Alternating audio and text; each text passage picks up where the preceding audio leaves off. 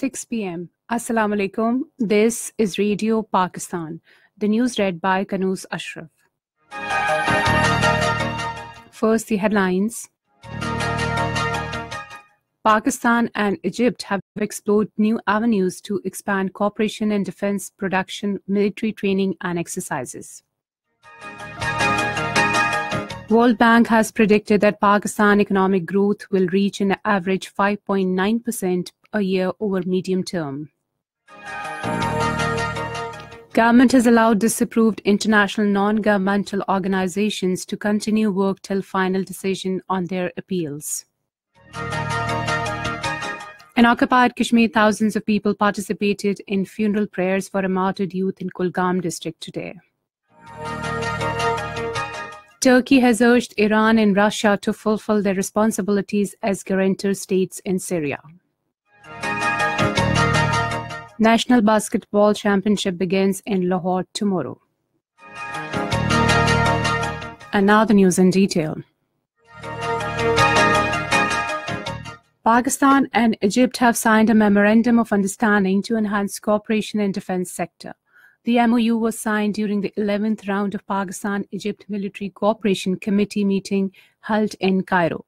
Secretary Defense Zamirul Hassan Shah led Pakistan's delegation, while Egyptian delegation was headed by Assistant Chief of Operation Authority of Egyptian Armed Forces, Major General Motay Ahmed Iraqi. The two sides exchanged views on regional stability, besides holding open and candid discussion on issues of mutual interest. They explored new avenues to further strengthen cooperation in defense production, military training, and exercises. The Secretary Defense also called on Assistant Minister for Defense Major General Muhammad Al-Keshki, State Minister for Military Production Muhammad Saad Al-Asar, and Commander Air Defense Forces Lieutenant General Ali Fahmi Muhammad Ali Fahmi.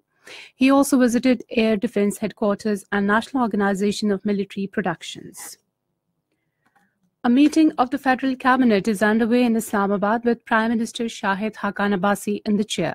The meeting will consider a number of agenda items. The World Bank has predicted that Pakistan economic growth will reach at an average 5.9% a year over the medium term on the back of a continued robust domestic consumption, rising investment, and a recovery in exports. In its January 2018 Global Economic Prospects, the bank projected that Pakistan's GDP growth rate will be 5.5% for 2017-18 and 5.8% for 2018-19. The report says that the growth continued to accelerate in fiscal year 2016-17 to 5.3%, somewhat below the government's target of 5.7%. In the first half of fiscal year 2017-18, activity has continued to expand, driven by robust domestic demand supported by strong credit growth and investment projects related to the China-Pakistan Economic Corridor. The government has allowed disapproved international non-governmental organizations to continue work till final decision is taken on their appeals. Minister for Interior S.N. Iqbal has issued order in this regard. The INGOs are entitled to appeal within 90 days after disapproval of their registration. If the appeal is rejected, the INGOs will have to leave the country within 60 days.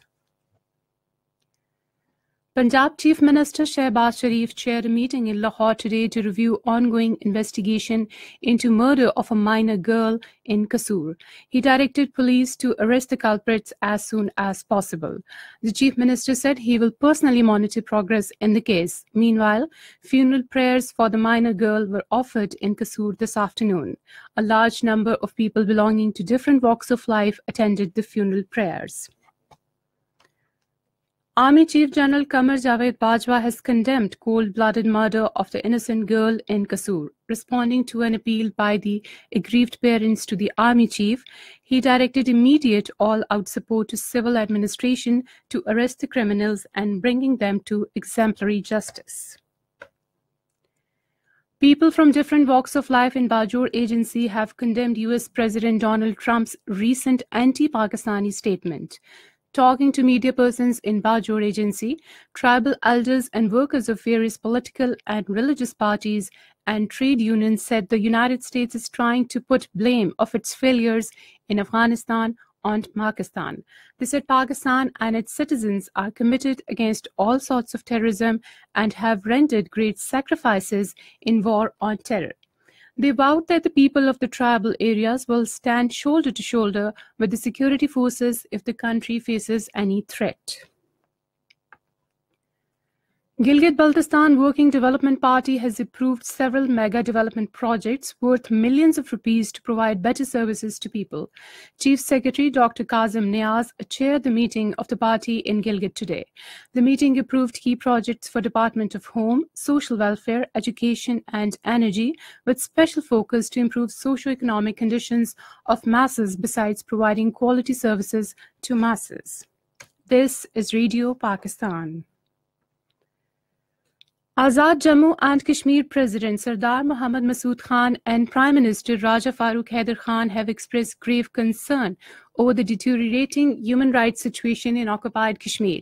The concern was expressed during a meeting in Islamabad today, in which the two leaders discussed the situation in occupied Kashmir and ongoing development activities in Azad Kashmir. Both leaders observed that Indian troops are assassinating innocent Kashmiris in fake encounters and targeting them with pellet guns and other lethal weapons. In occupied Kashmir, thousands of people participated in the funeral prayers of martyred youth Farhan Wani in Kulgam district today. According to Kashmir Media Service, Farhan was martyred by Indian troops during a cordon and search operation in Kokarnag area of Islamabad district yesterday. Multiple rounds of the funeral of martyred Farhan Wani were held at his native village in Kudwani area of the district. The youth was buried amid pro-freedom, pro-Pakistan and anti-India slogans.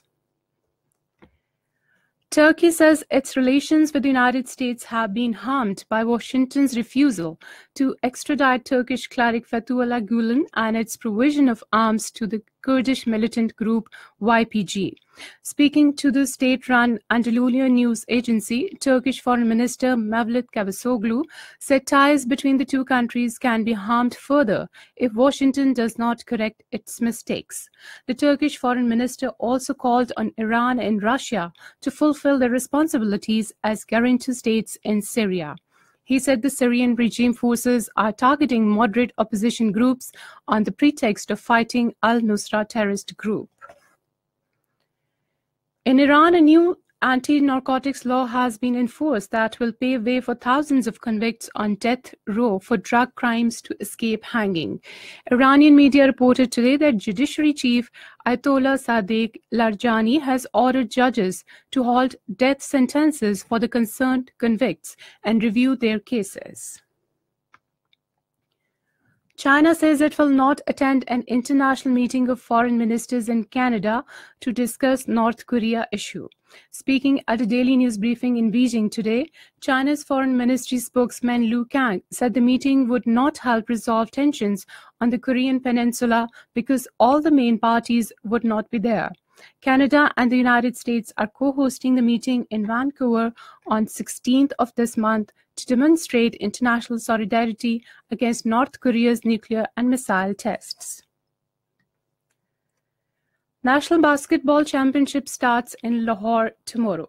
The first match will be played between Pakistan Railways and Lahore Division. The teams of Army, Railways, Lahore Division, Faisalabad Division, Wabta, Navy, PUF and Peshawar Division are participating in the event. The final will be played on 15th of this month. And finally, the weather report. Mainly cold and dry weather is expected in most parts of the country during the next 24 hours. Very cold weather is likely in northern areas and Quetta Division. Dense, foggy conditions are likely to prevail over few plain areas of Punjab and Upper Sindh during morning hours. To end the news, some of the headlines once again.